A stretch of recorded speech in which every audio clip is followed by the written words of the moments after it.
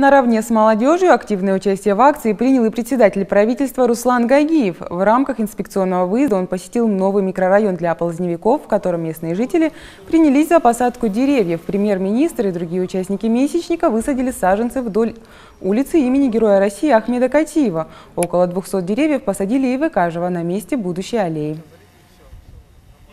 В целях улучшения экологического состояния территории республики главой республики объявлен традиционный экологический субботник.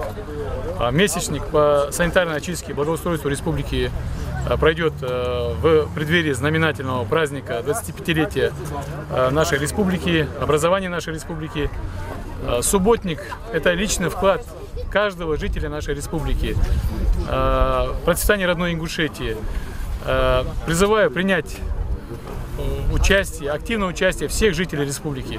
Уверен, вскопать газоны, подмести мусор, прибрать двор по силам каждому. Поэтому рассчитываю на активную поддержку всех трудовых, школьных, студенческих, молодежных организаций и коллективов, представителей партии, движения, товарищества собственников жилья.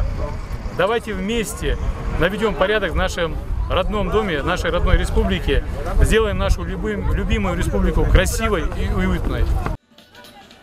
Руслан Гагиев также проверил, как проходит месячник в столице республики. В новом корпусе Ингушского государственного университета молодежь привела в порядок прилегающую территорию, а жители Магаса взялись за очистку городского сквера имени Крупного.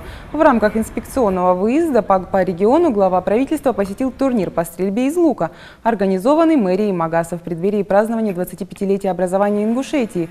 37 участников со всей республики, женщины и мужчины старше 15 лет, боролись за право быть первыми. Попробовать себя в этом виде спорта решил и Руслан Гагиев. Вы так целили, да?